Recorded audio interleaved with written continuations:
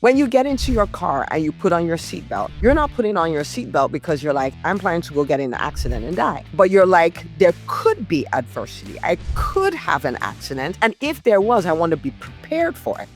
For the last 3 weeks, we have been looking at the areas to focus on for 2026.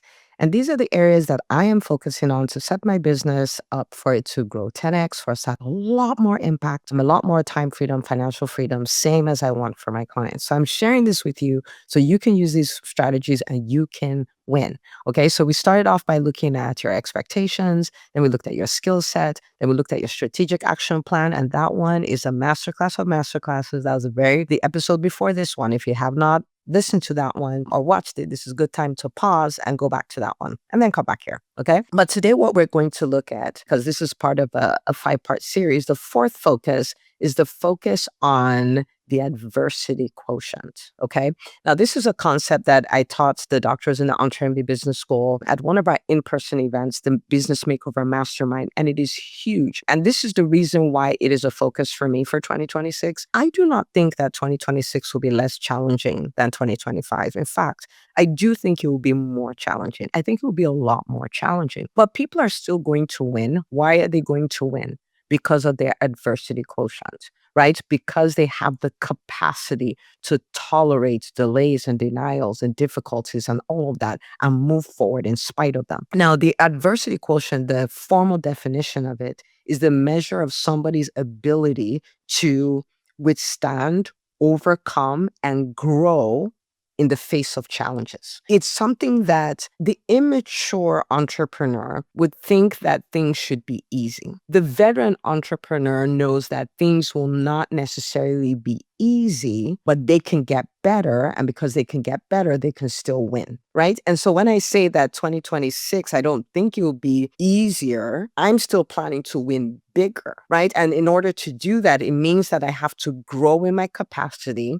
to withstand, overcome, and grow from challenges. My adversity quotient needs to grow. This is a big focus, and I'm going to kind of unpack it and give you 5 concepts here to think about it. So you put yourself in a position where the adversity shows up and you're good, right? Like you deal with what you have to deal with, but you're still moving forward. You're still good. All right, so let's take a look at this. I'm giving you 5 concepts. The first concept here is when adversity shows up, and adversity could be anything. I mean, we're talking things that are just part of business, like you get that 1-star review, or you have a team member that, who leaves, or you had a launch and the launch didn't go well, or you had this big referral source who used to send you a lot of patients that now doesn't send you patients anymore. You have a hospital that built a primary care practice right by your primary care practice. You have a vendor who helped you run your business in a profitable way that went out of business. All kinds of stuff can happen. So whichever, right? So I want to talk about some attitudes or some ways of thinking about this so you can navigate them, so you grow in your capacity to withstand, overcome, and grow from them. Okay. So the first one here is, what story will I let it tell? This is a question. When adversity shows up, what story will I let it tell? The first thing we have to understand here as entrepreneurs is a lot of times when things happen in our business, there's nothing wrong. I mean, like, it's just business, right? Like, so say you have somebody who leaves you a 1-star review. Well, it literally is just business, right? Like somebody is going to do that at some point, sometimes for things that maybe are not going so well in your business, and sometimes for things that were not wrong. Somebody just wanted to be spiteful. But this is something that chances are is going to happen. If you look at some of the biggest and best businesses, if they have enough reviews, they'll have somebody who will leave a 1-star review. Like, I want you to think about this. I wrote a book called The Profitable Private Practice Playbook. And in that book, I took a long time to think about the commonest ways we leave money on the table as private practice owners. And I came up with 7 ways. And these 7 ways, if you fix them, we're talking hundreds of thousands of dollars recovered per doctor. So you have multiple doctors, you're talking millions of dollars. And so I looked at these 7 things, put it together, stress tested it with my business, stress tested it with my clients' businesses, did a workshop on it a number of times and saw it and started seeing people create wild results from it. And then I wrote a book about it, right? And I'm like, okay, guys, literally, if you would read a chapter, do the chapter, read a chapter, do the chapter, your practice will be different. Because I'm all about seeing private practices thrive, like even in the midst of all these challenges that we have. And there are 1-star reviews on the book. I mean, and I'm like, I'm not the problem here. I'm trying to help, right? But that's just the nature of the beast, right? And so the question is, when you see that 1-star review, when that team member leaves, when that vendor leaves, when your competition gets stiffer, when you did this big push, this 90-day push to create new wins in your business, and those things don't work out the way you wanted them to work, what story do you let it tell? Because you can let it say, like, you can see a 1-star review and say, oh, my practice sucks. You could have a launch that doesn't do so well, and you're like, oh, nobody wants my coaching program or whatever that is. And you could have a team member leave, and you're like, they left because I don't know what I'm doing. This is not a good place to work. And most of the time, this is not true. Do you need to improve? We all need to improve, but this is not true. And the problem with that story is then the 1-star review is the least of your problems, because once you believe that story, you start showing up like the person for whom that story is. You start acting like the person for whom that story is true, and you start expecting that. And once you're there, you're stuck, like completely stuck. So I say this a lot of times, the challenge is not the problem. The real problem is what the challenge makes possible. Like, if you believe my business sucks, I'm a horrible leader, all this stuff because of adversity, then you're stuck. Okay. So what I say is, when adversity shows up, and when I say adversity in this, I'm talking about things internally in the business, I look at it as this is part of entrepreneurship. So thinking like, oh, these things should never happen. I should never lose a team member. I should never do, like, no, this is just part of it. It just is, right? It just is. There's no problem. There's no story to be told here. So that's the first thing. Don't write stories based on challenges. Don't write stories based on problems. Don't write stories based on any of those things. They just are. Is just what it is. That's the first thing. The second thing is, how will I let it affect me? Okay, how will I let it affect me? So when challenges show up, I can decide to let it stop me, to paralyze me, and all of those things. And it may for a few minutes or an hour, right? I can let it do that, or I can let it teach me a lesson. I can choose to see adversity as a teacher. So for instance, we got the 1-star review. Then I have to stop and say, okay, is there truth in this? So let's say it's for a private practice. Oh my goodness, so awful. We waited for an hour before we even saw the doctor. Is there truth in that? Or is the person just mad because you insisted on collecting a copay, right? So if there's truth in it, then the review, yes, it hurts. I mean, who wants a 1-star review? But you can also flip it and turn it into a teacher. Okay, so where did our systems break down that we had somebody wait for an hour? What can we do to make sure this never happens again? Because this is good for your company anyway, right? What do we do to make sure this never happens again? Okay, this team member who left, where was the breakdown? Maybe there was no breakdown. Maybe this person is just moving. Maybe they always wanted a different kind of opportunity and the opportunity fell in their lap or whatever, like whatever, right? So maybe there is nothing. And if there's nothing, you could still have a lesson, which is like, well, knowing what I now know, maybe I'd have cross-trained so we wouldn't have this big gap. Or maybe I would have checked in with this person more often, and I would have known that this was not their final bus stop. So I'd have started preparing to hire in advance, right? So maybe there was no problem per se, but there's still a lesson to learn there. Or maybe it's like, when I hired this person, I was just looking for a warm body. I didn't go through the proper process. I didn't do 3 interviews in 3 different places by 3 different people. I didn't even really call their references and all of those things. And so you're like, okay, the lesson learned here is, oh my goodness, we have to engage the proper hiring process. Like, make this an SOP, make this the way we function. It may be, no, we hired right, but I was so busy, I didn't take the time to onboard this person, so they didn't know how to win. And they were just tired of not winning, so they left. Right? So that's another thing to look at. And you're like, okay, well, now when we bring on a new hire, we know that a very important thing to do is to make out the time to train this person properly so they know how to win. Do you see what I'm saying? Like, how am I going to let it affect me? I could get paralyzed and decide I'm no longer hiring anybody because I suck at hiring all this stuff. Or I can learn the lesson and boom, go back at it. All right. So that's number 2. Number 3. So this is all about adversity. Why? In your business, things will show up. Your business is and will always be a construction site. There will always be something to fix, to work on, to make better, to optimize, and all of those things. And so the sooner we understand how to navigate that without getting completely bent out of shape, without pausing for 6 weeks and all of that, the better. Okay, so number 3, will I go through it alone or will I use leverage? Okay, now there are statements like John Maxwell said this, that one is too small a number for greatness. There are statements like what I say, which is there's no award for doing it alone. There is no Grammy Award, Oscar that you're going to get because you're like, I did this whole entrepreneurship thing by myself. And since there's no reward for doing it all by myself, I choose not to do it all by myself, right? I choose not to. I choose to get all the help that I can get. So it's people understand this saying that it takes a village to raise a child. If it takes a village to raise a child, I want you to understand it takes a village to raise a business too. And if you want to enjoy the journey, I mean, I remember a patient that I had. She had an 18-month-old child, and her husband was in the military and he was deployed. She was not in the country. And she had been the only person taking care of that child for 18 months.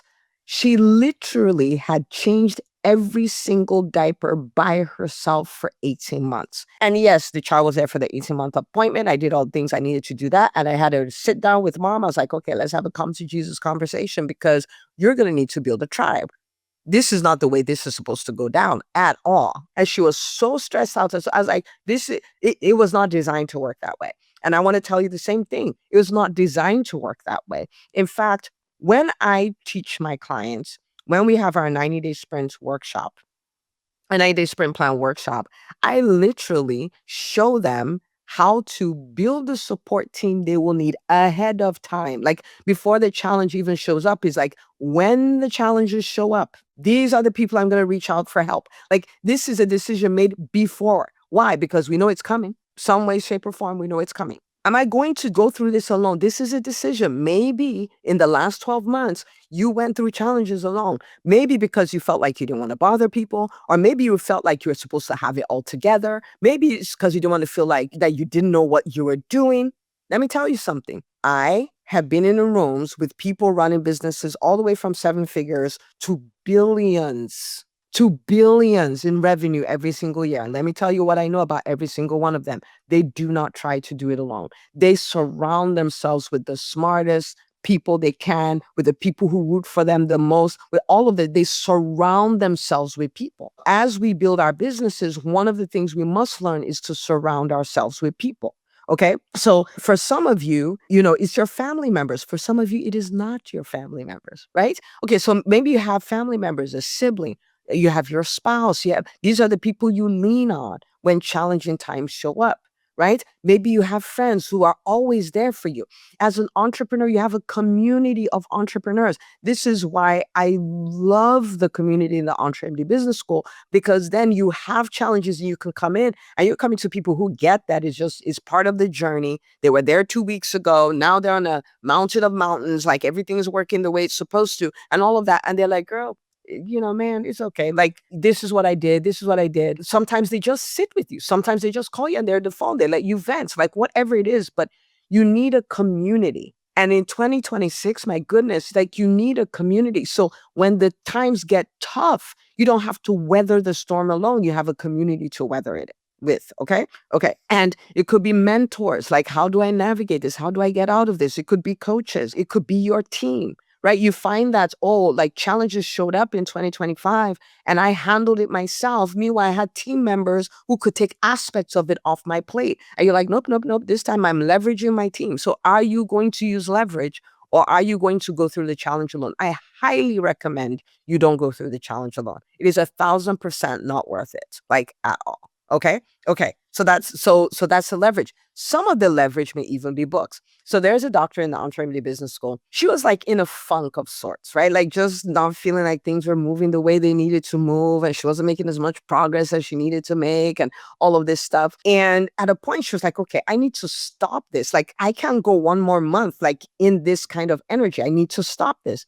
And she picks up a book. It's a really, really, really good book. I highly recommend it. It's called The Gap in the Gain. It's by Dan Sullivan and Dr. Benjamin Hardy. And it's this whole concept of living in the gain, living in the progress that you've already made as you pursue more progress, right? But not constantly living in this gap like I'm here, but I'm supposed to be there, because the gap never goes away because you keep setting bigger and bigger goals, right, dear entrepreneur? That's what you keep doing. So you live in the gain, like, oh, this is the progress I've made, but you have your eyes set on the next goal that you're going to hit. And so she reads the book and she's like, I'm not even done with the first chapter. I'm like, oh my goodness, I've been in the gap this whole time. I need to get back in the game and all this stuff. And boom, she snaps out of that, right? And so sometimes your leverage is books. Sometimes your leverage is, high quality strategy or other people's stories, autobiographies and stuff like that. But you want to build this arsenal, like this is the leverage that I'm going to use. So instead of going through this, instead of the adversity knocking me out for 5 weeks, it knocks me out for 5 minutes and maybe worst case scenario, 5 hours, right? And then I'm back, right? Okay. So will I go through it alone or will I do leverage? The fourth thing is, what adversity do I anticipate? This is so important. Now, sometimes I feel like I don't want to anticipate adversity. I want to pretend like it's not there and, all of that stuff. But please hear me. Okay. Because we do this. Okay.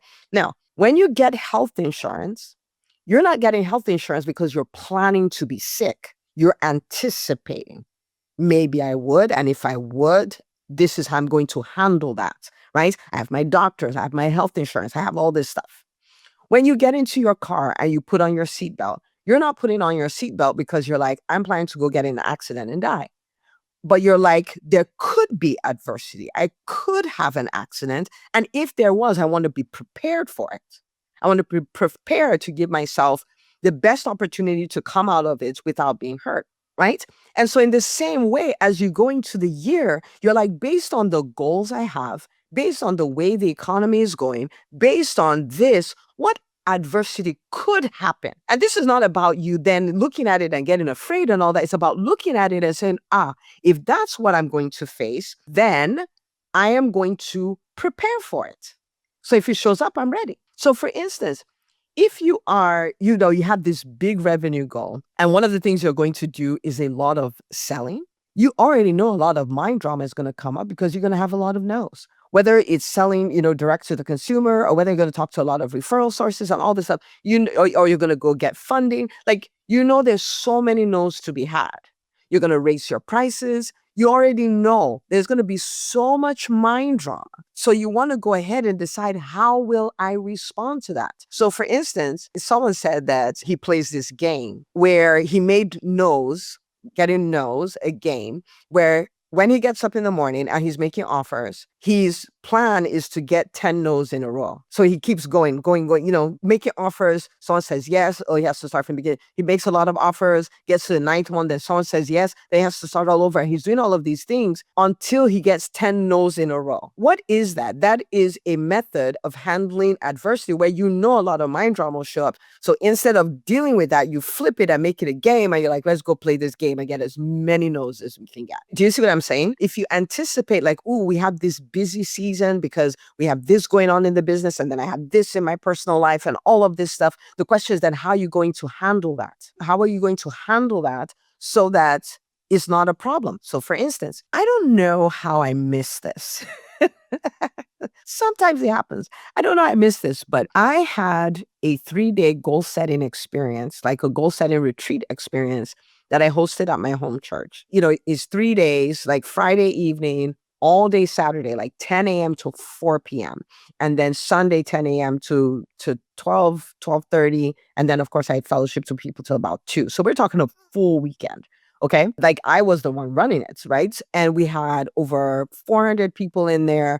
We had people registered from 29 different states and all of this. It was a production. Now, we did that. And then the following day, so that's Friday, Saturday, Sunday, the following day, Monday, they started a 5-day workshop, the Profitable Private Practice Workshop for private practice owners. Now, when you look at that, there's an element of quote unquote adversity, challenges, and all that stuff, in the sense that, okay, after a 3-day event like that, you want to give yourself a buffer and not run into another 5 days, right? But we're here. So the question is, because I looked ahead, now, not if I looked ahead properly, I wouldn't have done that at all. But now that I found it, I looked ahead and said, okay, what are the challenges that I would face? Well, one of the challenges is I could run out of steam. And when I do events, I always show up as if the people paid me 10 grand to be there. At the end of this retreat experience, one person walked up to me and said, now I understand why you charge people $30,000. You are really good at what you do. Another person sent me a text and said, oh my goodness, thank you for the $50,000 goal setting retreat experience. So that's the way I show up. I show up at 110%. But when you have things like this back to back to back to back, there is a tendency that you could run out of steam. I mean, people travel from California, from Kansas, from Florida, from New Jersey, from Louisiana, and all that. Like, I'm not going to have people travel from all of these places and then I'm functioning at 50%. Like, there is no universe where that will happen.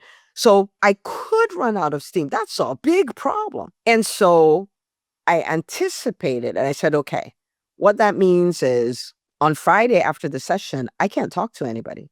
I can't say hi to the people who came from outside. Like, it's just not a thing that can happen. And on Saturday, I can't do that either until after the session. And so I set it up where Friday, once I was done, boom, got in my car, went home, and I went to bed early, right? And all of these things. Why was I doing that? Because I know if I don't, we're going to have a problem. So we finished the retreat experience. And then on Sunday, I'm like, okay, in order for me to show up for the Profitable Private Practice Workshop and show up at 100%, I need to go through this week where, yes, there's a lot going on, but I have internal peace. I'm well rested. I have to have rest breaks in there. And so I spent about an hour on Sunday mapping out the week. I'm building all these rest blocks, rest and restoration blocks in there. So yes, I have the time to work on the workshop. I have the time to tweak the content. I have time to do all of that, meet with the team, all of that, but I have blocks of rest. So this is an example that's, like, it's not like hardcore adversity, but you can see how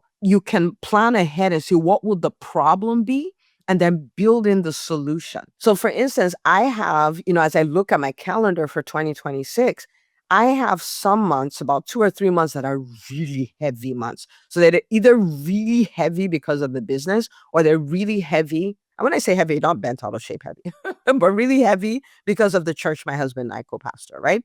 Okay.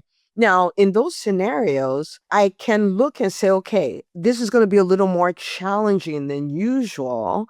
And so I'm not going to then stack on a number of other things there. And I would strategically put some days off after it so that I'll be okay. Now, you may have a private practice, like in private practice, I'm peds. So in pediatrics, there's adversity that happens in the summer because now kids are not coming in for their physicals. Schools are not sending them and saying this kid has a fever. They need to get a school note before they can come back and all these things. So they have what they call, I don't call because I don't do that, called the summer slump. And you're like, okay, we've been here many times. We know once we hit June, end of May, June, July, it's like dead.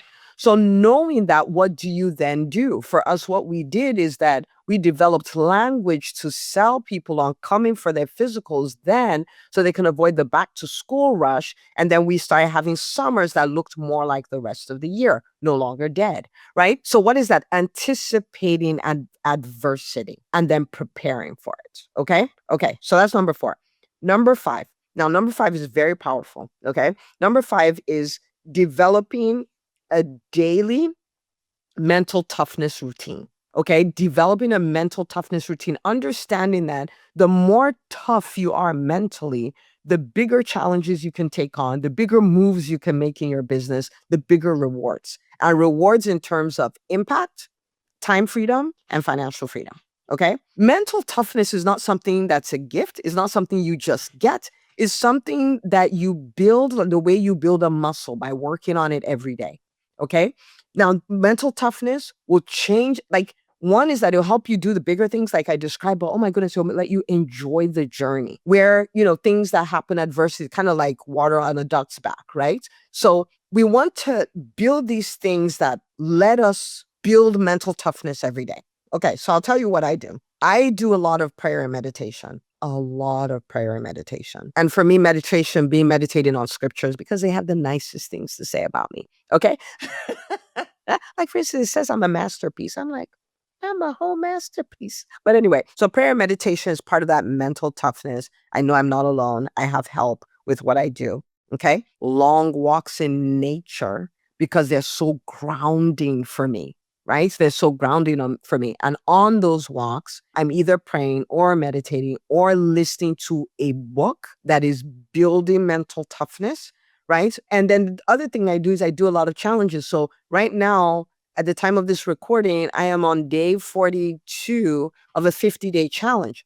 And in that challenge, one of the things that before now I would not do is I would not walk in the cold. Like once it's below 60 degrees, I'm like, forget it. Whenever you guys get back up to 60, count me in. So I would only walk when it was 60 degrees or above. It wasn't necessarily terribly bad, but this is the thing, right? That's a lot of time not to walk. That's a long time to have less movement. And I don't like to work out indoors. Like I like being outdoors. I'm an outdoor person.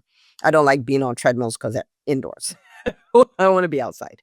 So anyway, and it was just it's an obstacle. Like the cold is an obstacle that I refuse to overcome. And then I had a really big challenge. I gave the doctors in the EntreMD business school. I'm like, let's do this and let's do it for 50 days and all of this stuff. And I said, there's one thing I've never done for as long as I've been alive. I have never of my own free will walked in the cold. This is not a thing I do.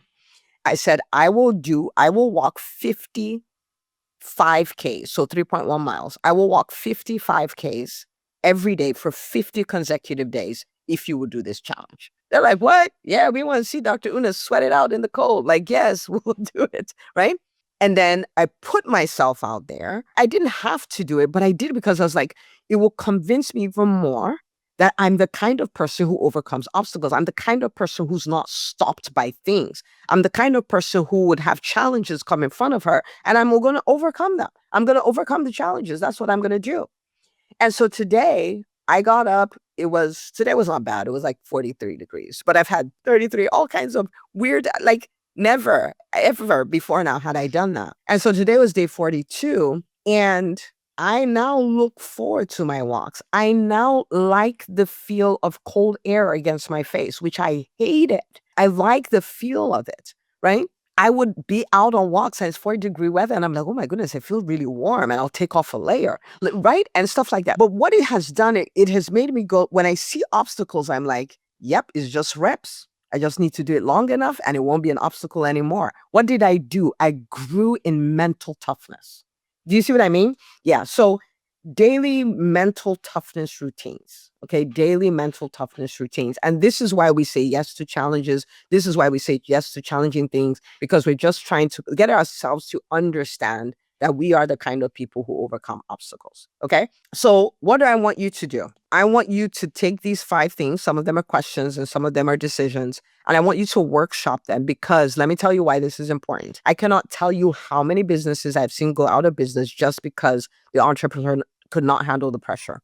They just couldn't handle it. Like, oh, I need to market more. I'm not doing this. Oh, I need to hire people. I just decide I don't want to do it. I'll just get a job. I'm not looking at my profit and loss statement. I don't want to understand numbers. I don't want to do any of this kind of any of these things. Okay. I got a number of 5-star reviews. I got someone who was helping me who doesn't help me anymore, whatever. And they just shut down their business. Like this happens all the time. Okay. And they just throw it away. So this is so important because I suspect 2026 is going to be very challenging. It was Jim Rohn who said it. He said, don't wish you were easier, wish you were better. We don't have control over whether it will be more challenging or not, but we do have control over if we'll be better. So I want to invite you to be better. I want you to invite you to have an adversity quotient, your ability to withstand, overcome, and grow from challenges. I want that to be higher. I want you to have that higher so that when the storms come, you can weather them. When the storms come, you can handle them. And because you have a high adversity quotient, you learn from them, you grow from them. So challenges start making you better. They start making you better. Okay? That's what I want for you. And if you're listening to this and you're in the EntreMD Business School, you will see that all of these things are built within the school. So for instance, the story you'll let it tell you, this is why we constantly have people sharing their trials and their triumphs. They share both of them. So you can see that challenges, they're a normal part of the journey. So when someone tells you like, this is what happened, or this is a loss I had in my family, this is what happened in my health, and this is the quote unquote bad thing that happened in my business and all of that stuff. And still they come out and have all these wins and all. You're like, oh, this doesn't stop me from going over there. This is just part of the journey. How will you let it affect you? Remember, when we do our quarter in review, we say we win or we learn. So what were the wins? What were the lessons? We don't say, what did we fail at? That's not a thing, because the adversity, the challenge, all of those things, we learn from them. Okay. Will you go through this alone or use leverage? Now, we're very big on leverage. We're really big on leaning into the community when you have challenges. That's why people show up and like, okay, this is a challenge I'm facing. How would you handle it? And I come out and answer those, and the classmates come out and answer those. So you don't have to go through it alone. That's why you constantly hear me say, when challenges show up, you don't pull away from the community, you lean into the community. Okay.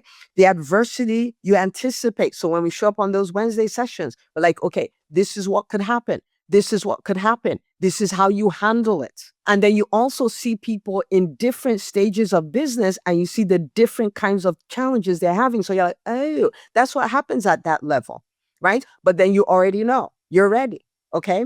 And then the daily mental toughness routine, you guys know, you get a challenge every single month, you get a challenge. And the reason for that challenge, of course, is to help you learn skills, is to help you put in the reps, to help you master certain things, but it's also to develop mental toughness. The reinvention by imagination to develop mental toughness. So it's all built in. And so the more you engage with the process, the more you have this happening to you by default.